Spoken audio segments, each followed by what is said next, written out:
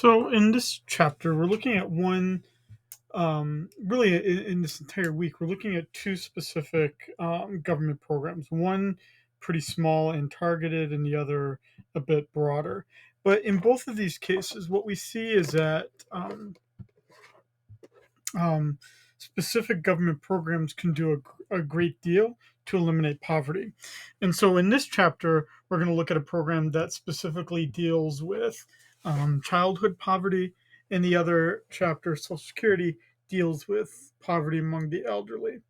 What you'll see as you compare and contrast these two programs is that even though they emerge um, with the same motivation, which is to reduce poverty, the level of funding for each of them is quite different, and the way that they try to attack the poverty is quite different as well. So, um, and again, in full disclosure, um, and not trying to, I didn't pick this just because when I was a kid I was in it, but it- because it is a program that not a lot of people know about, and that's really kind of more my reason for deciding to cover it. So let's just skip over the outline here.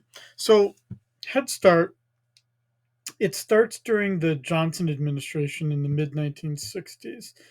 Um, it's pretty small, relatively speaking. It helps about a million children a year. A relatively small budget as well, about $9 billion. And what it does is it provides preschool for poor kids. Okay. So what that would mean is that it's generally run by a local organization, but the funding all comes from the federal government for Head Start. And that means that you, generally speaking, need to meet certain federal criteria. If we were to look at this for Hawaii,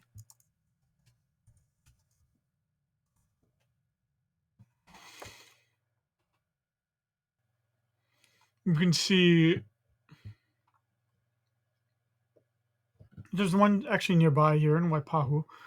Um, Again, 3 to 5 year olds, um, and essentially, I'm not sure if we can see the. Well, in this case, it has federal funding, and it's run by the Honolulu Community Action Program, um, which is a separate organization, needs based, human based services.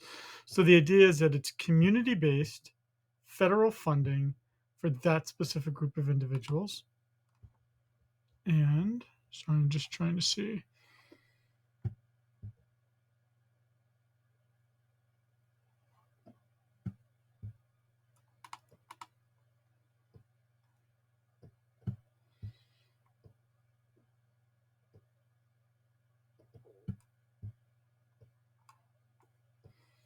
1 second.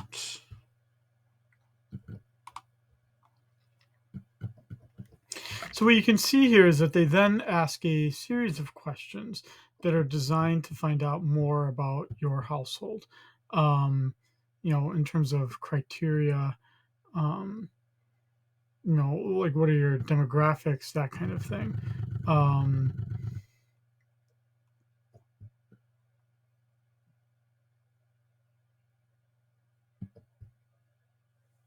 I'm trying to think of anything else that is relevant to talk about here.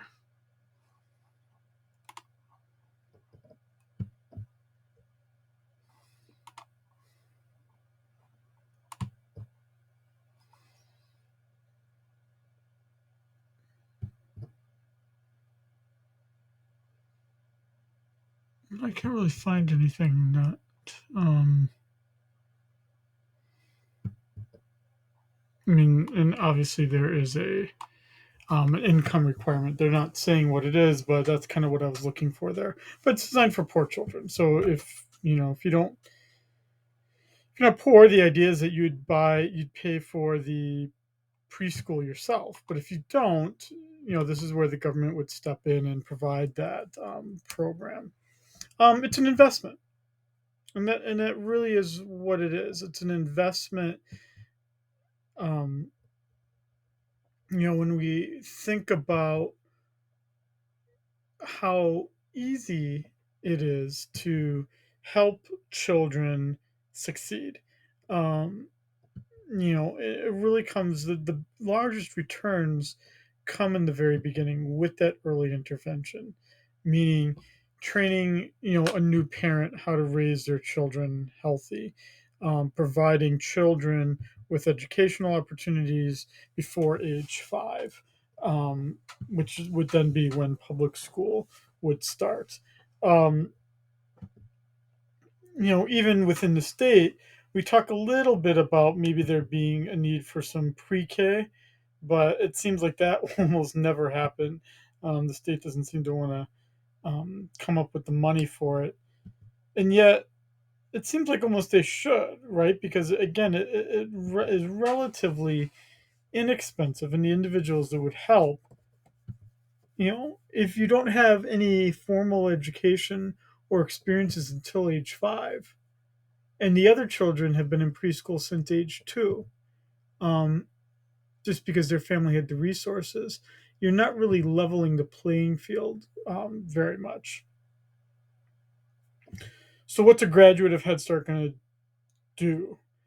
The three big things would be more likely to graduate from high school, less likely to be imprisoned, and to, I don't want to say delay having children. I'm not sure why they're saying that, but I think it'd be a little bit more about family planning, which would be kind of um, I think, a more accurate way of saying it. Timing and planning when to have children rather than Russian roulette every month.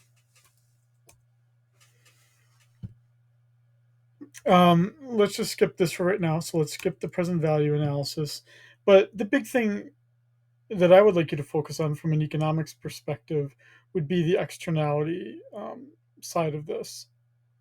Would be that Head Start is quite inexpensive for the number of participants, and yet the benefit that you get 15, 16, 17 years forward are quite great. Um, and if you don't do it, then there won't be enough. If the federal government doesn't intervene, then there won't be enough preschool opportunities for poor children. Um, but because of this externality, the government then would have a justification for subsidizing it and being involved in subsidizing it. So, what does the evidence say? Look at this. This is amazing. If you're trying to find large, impactful programs, um, children who were enrolled in Head Start had statistically significant, lower rates of imprisonment, higher rates of education. For every $1 spent, $5 in higher tax revenue and or lower spending on crime. That's amazing. 1 for 5. You very rarely get such an effective program. And yet, if we just wanted to look at it again, I'm sorry if I'm becoming a little bit more of a cheerleader here for the program, the program than I should be. But um, sorry, I'm just trying to look for. I guess when in doubt, look at the wiki entry, right? Let's see if they have. Oh, here we do get to actually the levels here. You'd have to be, especially for Hawaii, you'd have to be quite poor. 100% or less of the poverty level, and the poverty level is quite poor. Um,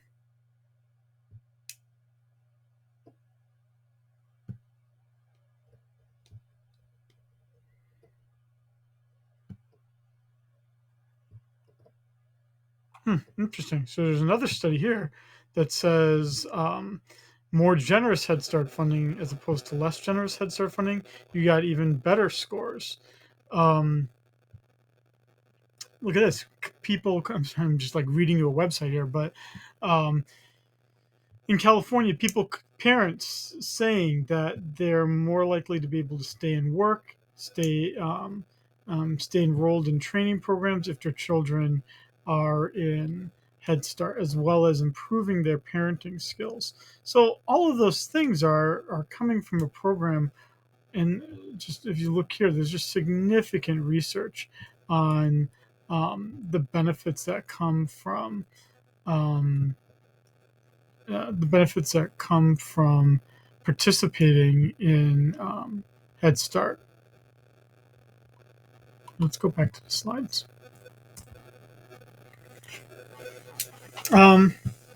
It's not to say that when it was first planned that there weren't any doubters. Um, you know, it, um, it's incredibly difficult to think of the impact that something can have before, um, without you being thinking 15 years forward, even, or 20 years forward. It's a little difficult to think about making that kind of long-term investment. The government's not usually making those kinds of long-term investments, and yet that's exactly what they're being asked to do with Head Start. So it's probably easier for the government to try to attack a more immediate problem than worrying about preschoolers and whether they're going to grow up to be drug dealers. It's a little extreme when I say that, but um, the other side of it is that it's not costing very much. About $10,000 per child. Um, and yes, while there have been more programs and spending has increased, there are simply more eligible children than there are spots available. So the program could be bigger. Oh, there's the chart I was looking for. So economists have been an active part of this conversation, and the Clinton administration did a great deal to try to improve it after the Nixon administration had largely destroyed it. So, and I'm not trying to be political here, but right, the Nixon administration got it down quite a bit. The Carter administration tried to bring it up a little bit. The Reagan administration did very little. And then it's with the Clinton administration, you see that increase. The Bush administration, nothing. And then kind of a fitful movement with the Obama and Trump administrations. Yes, the program has become more broadly spread and available to more students, but at the same time, reaching almost a million children, it's just the tip of the iceberg, really. Um, the big things would be is where it helps a child avoid repeating kindergarten, first grade, or even being placed in special education. And I'm not trying to make this specific to me or anything like that, but even when I think of myself with two working parents and neither of them having, both of them having graduated from high school and that was it, but largely went to high school to be trained for a career. Um, right. Like, my mother did some kind of like basic bookkeeping that you would learn in like a high school class. And my father did, kind of like engine repair, that kind of stuff, small engine repair, that kind of thing. Completely fine, respectable jobs. At the same time, when you add a child into that, me being the oldest of my siblings, right, you've got the challenges of child care, but then also, lack of resources to actually put that child in a meaningful educational experience before reaching kindergarten. So without Head Start, it's likely, I would have gone then 5 years without any training, dumped into a kindergarten classroom where others did have that experience. And if your parents don't have time during the day to be, right, because they're at work, you're not going to have any of the skills from ABCs and whatnot to left versus right to very simple things. And that's if you are a normally developing child, right? That's not even saying anything if you have any special education needs, which obviously complicates it even further. Um, you know, the thing that kind of is accompanying the Head Start program would be the program that's federally funded, that has fewer restrictions and no income limitations, called early intervention. So what early intervention does is it is operated by the state, funded by the federal government, and what it's designed to do is help children who do face some sort of difficulty, some sort of challenge, being it, let's say, um, Down syndrome to, blind, deaf, one of those kind of things that could limit your ability to learn. The idea is that in those first um, 2 years of life, that early intervention, what it can do is it can provide for things that that can um, help the child succeed later. Um, and then, at least in Hawaii, we don't have general education before kindergarten, but children can be placed in special ed before kindergarten if they are eligible based on a disability of some kind. But that's outside of Head Start. Um, the other kind of question is that how long do those benefits last for? It may be that there are benefits, but there's some studies that seem to indicate or suggest that the benefits fall dramatically after the third grade. And that may be the case. It's just such a challenge, it's just a challenge to try to be able to predict, um, what the benefits are when, again, you're not seeing the benefits really for decades. But we do know that these are formative years. And the best thing that we can really say is that it's helping individuals just become, the parents become better parents, the children being more likely to finish their schooling, more so than their parents did, which then raises the opportunity cost question. I want to go back to here. I'd seen this a while ago. I'm not even sure if oh yeah, it is on here.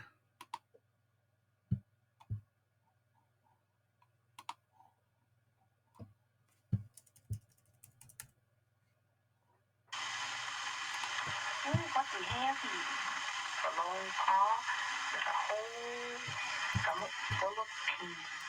Okay, so keep in mind here. So Jenny is a good thing. This would be kind of a documentary to the public showing why they needed Head Start programs. Remember that the Johnson administration, Lyndon Johnson, this is being passed in the mid 1960s when poverty, especially in the South, was crippling, crippling and embarrassingly large for a country as wealthy as the United States. So we can open it up now and see what's inside. Peas. Oh, what color are they? White.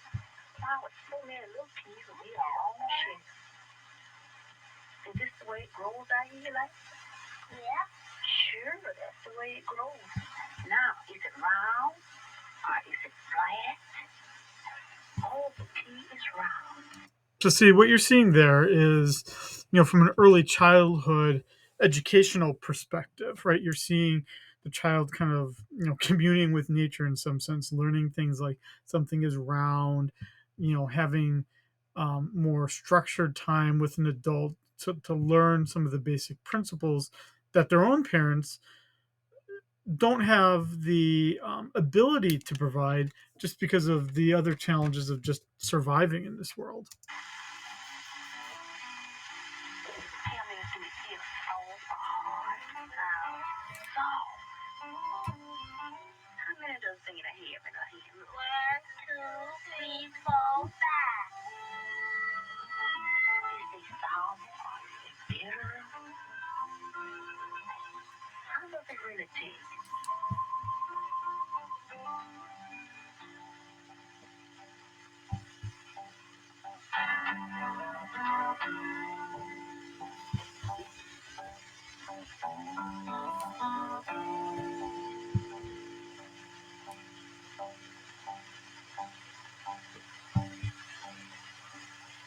Now, keep in mind this too. This film won the Academy Award, so right, there's a again, it's not negligent parents. It's just poor. I mean, it certainly doesn't look like a mansion of any kind.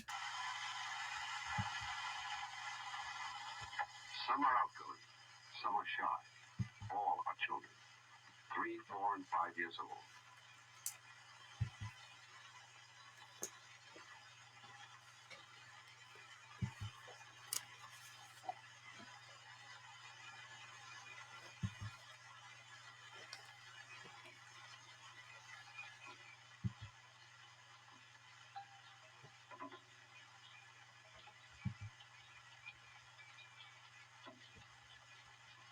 They come from city ghettos. So the idea here with these scenes is showing this is a national problem. It's not just the South. It is a national problem that's trying to be addressed here. Small shacks, Indian pueblos. The experiences they bring with them are not the experiences of the privileged. These are poverty's children. But like all children, privileged and poor, they hold promise and potential. Head Start recognizes that promise and seeks to develop that potential.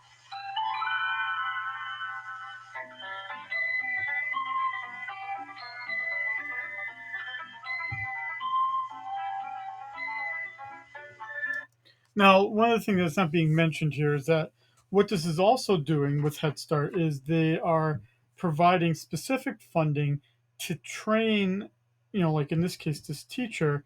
This is a teacher in training, and what it's designed to do is provide a training down for teachers as well. So you've got children that are being provided an opportunity, but also someone who wants to enter the early childhood educational arena as well. Nutrition plays a major role in the Head Start program. It's an integral part of the daily activities. Many children come to the center without breakfast. They can have it here, where nutrition is more than just eating. It is learning, finding out that food can be fun. The fun of preparing it, the fun of a new experience shared with others. The fun of I don't know about you, but those eggs don't look that good. I will say this too: I have a very fond memory of the quality of the food. I was happy to have food in Head Start, but it was not that. It was not that good tasting. It was pretty. Uh, how do I show it to you?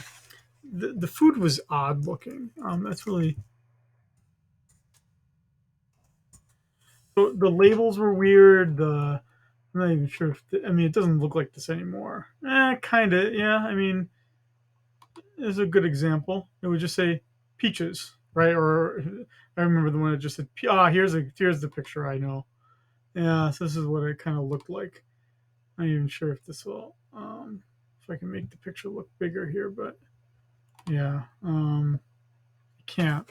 But right, I mean, oh god, I really dislike this. So imagine milk being dehydrated and then it like makes flakes and you put those flakes in a cup and then you add water to it and it makes like milk. Oh, it was pretty bad tasting. Here it looks you got grapefruit juice, egg mix. I remember the peanut butter being pretty bad. Um, yeah, bad memories. But hey, it was food. Guess you can't really complain about that. Let's go back to Jenny is a good thing. discovering what and why and how.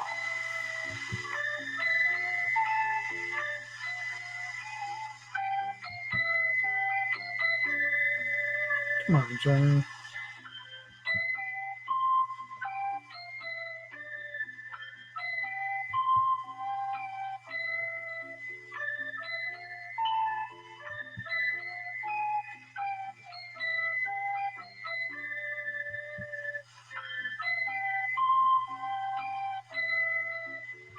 Oh, come on, kids.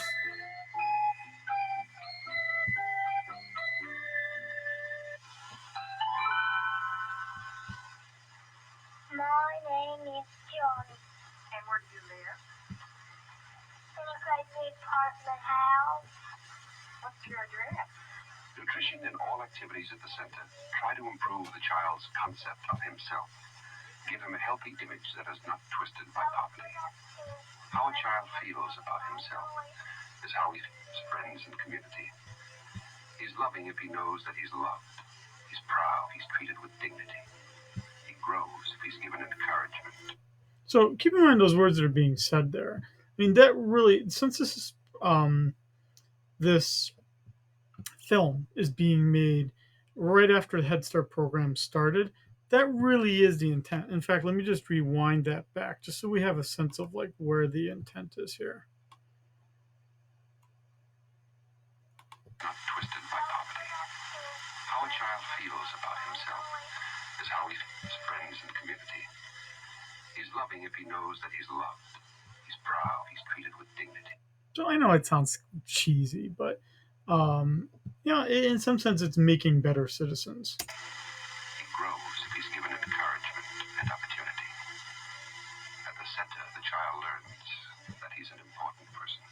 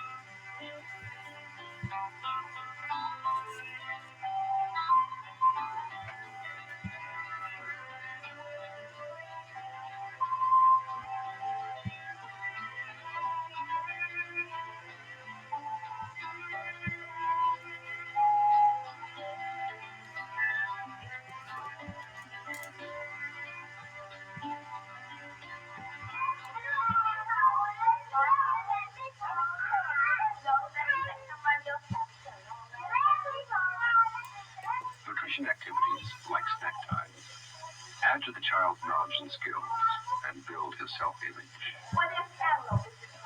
Through food, he learns new words and colors. He learns concepts of size and shape and texture. Now we cut it all the way around. You were right. It is on. What does he really see? How does it smell? Is it rough or smooth to touch? Soft or hard? Is it good to taste? Food can waken his senses and his curiosity. He doesn't reach for fruit instead of candy because he knows that fruit is more nutritious, but because he has enjoyed it fully. It has meaning for him beyond just eating. Sorry, Head Start. I still do like my Skittles, but they do have fruit flavors. A chunk of yeast dough is food. It can be baked into bread, but it can also be poked and squeezed and pounded and rolled and stamped and even sculpted. And it can be something from which you create something of your very own. A chunk of dough can be many things. Maybe only one child's small success, but Small successes make Head Start. Okay, let's just rewind it again because there we got the notion of Head Start. A chunk of dough can be many things. Maybe only one child's small success. But small successes make Head Start. Small successes make Head Start, right? So the idea is that it's great that after 2 decades that you see those great outcomes, but it may not be the case that more was needed than the fact that these children might be less likely to need to repeat kindergarten or be placed in special education and succeed at least by grade 3. A good program doesn't depend on elaborate facilities.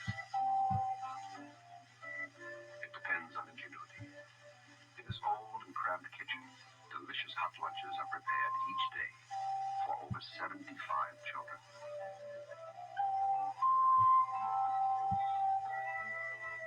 It depends on courage. This center came from a poor Negro woman who wanted to help the children of her community. She begged. Obviously, terms are being used here which are a bit offensive, but or just are old timey, I guess. Old timey, offensive. Obviously, keep in mind the time period that this was made. Down the streets until she had enough money to buy a land and a building. Then Piran volunteers sawed and hammered, scrubbed and painted. Yeah, that's kind of what mine looked like. There was big tires, and that was the playground. Big tires. My auto dump supplied playground materials. Yeah, it looks like mine. And some of the land was saved for a garden where the children could plant, dig, weed, and grow.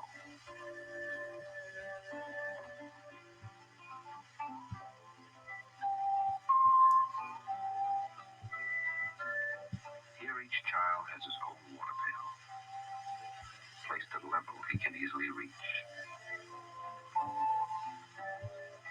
With projects like this garden, the child learns about food through direct involvement.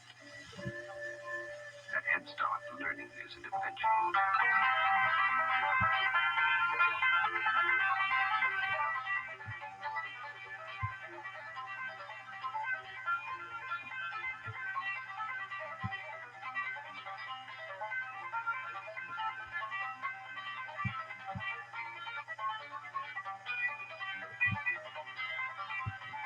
I didn't get to.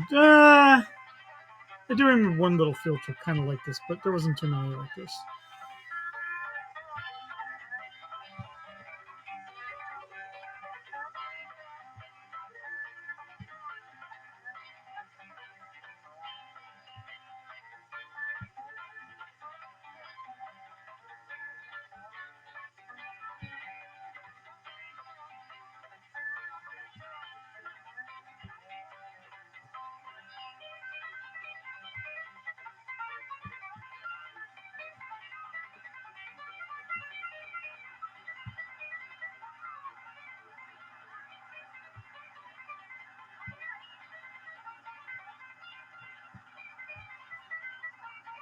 You get the idea here, right? More corn.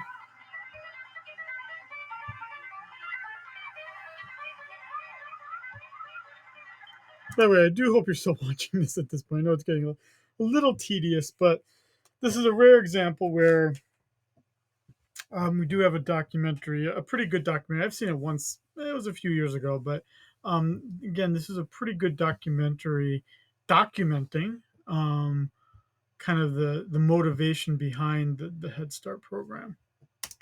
So do please still watch.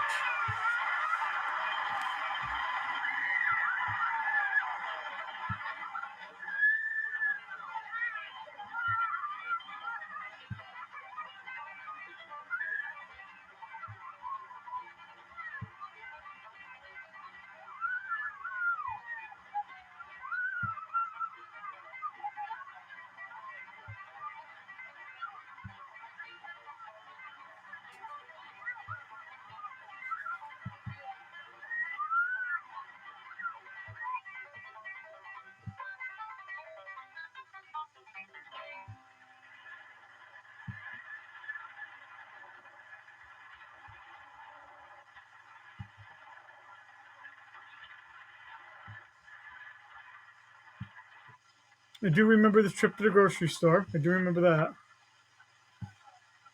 That's so nostalgic. There is much for the child to explore in the world of food. Field trips can show him the relationship between the food he eats and how it is raised, harvested, marketed, and prepared. He can help to grow greens for a salad or help choose them at the market.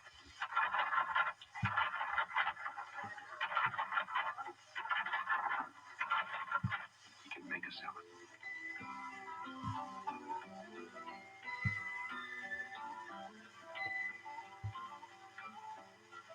He can learn to handle new utensils.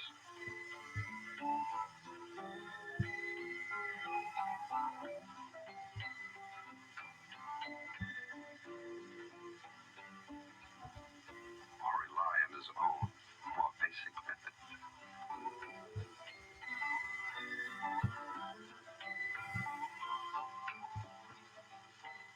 Through related experiences, the child begins to understand the logic of the world around him and feel his own importance in it. Arranging and setting a table is a social experience and a personal accomplishment.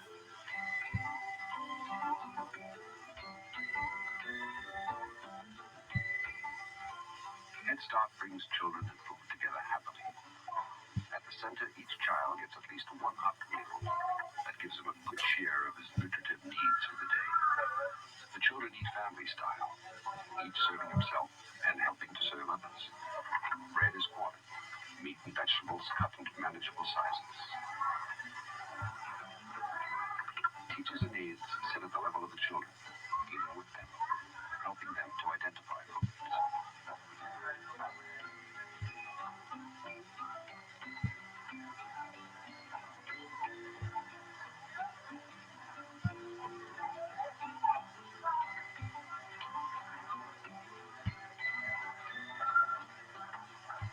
Meals are attractive, and the environment is relaxed.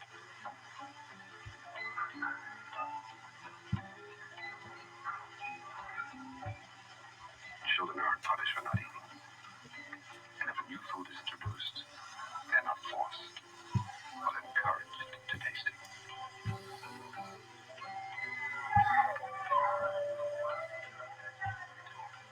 Individual cultures and regional backgrounds are preserved, even in the child's diet. Meals include those foods that have long been familiar to him and his family. Mutton stew and a large chunk of traditional Indian bread make a delicious and balanced meal. So do pinto beans, tortillas, and squash. The food and the atmosphere at the center influences the food choices and the mealtime atmosphere in the home. Twice each week, a Head Start parent eats with the children as their guest. And eating with the children, and I enjoy eating with my own children at home. I guess I'm a little old-fashioned, but I used to believe in eating and being quiet. And I've learned from them that you're supposed to talk at the table. And I enjoy eating with them to hear what they have to say. So there you're seeing right there as well that it's designed a little bit more. Although the focus is on children, it does kind of rework. It tries to break the cycle of poverty, right? By also training the parent to do some things better as well. And they have learned to eat new foods that I thought that they wouldn't eat, and so did they. And now we all eat, and we enjoy more vegetables and fruit and just a meat. What the children learn here at the table, they learn informally and by example.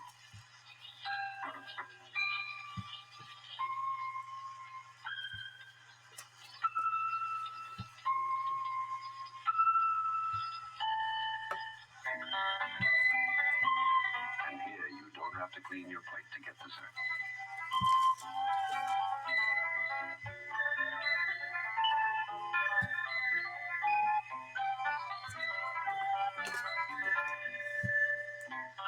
Good food habits set in the early years lay the foundation for later life. And good food habits include responsibilities.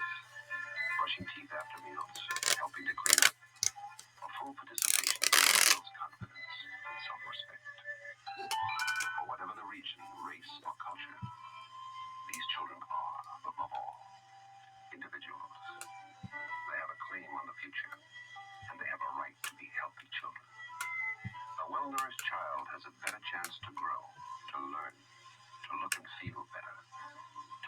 more energy for work and play. A child who's fed when he's hungry feels cared for and secure.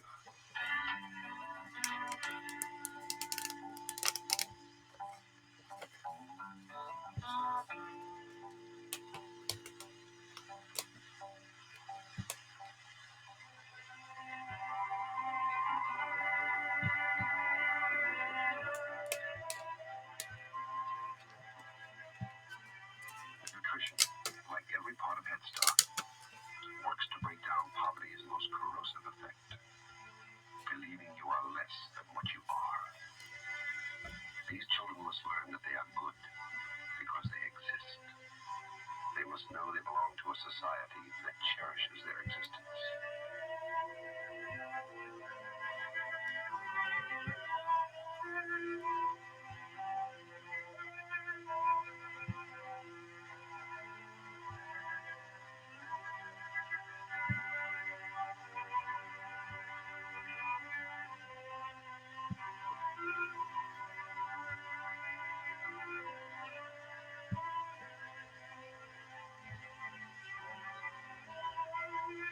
Head Start is not an end to the problems of poverty's children.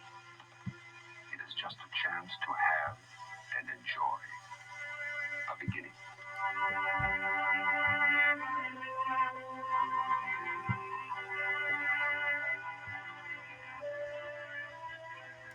Burt Lancaster. Wow. Anyway, yeah, I know it's a little cheesy, but I mean, if you think about it on one level, right? We can think about all the things government should do and the things that it doesn't do that it should do. Um, and again, I'm a little biased, and I'm not trying to push it on you, but there's just a lot of ways that I personally think that this is, in some sense, something that government should do. Um, but also, I think that there are good economic reasons for it to do it, just as kind of were outlined in this bit long of a video. Um, if we look at this current program here, so this would be the this is one I think in Waipahu. You do still see, although maybe a little bit less on. Sorry, this is talking about all the things here. You still do see a great deal of focus on food.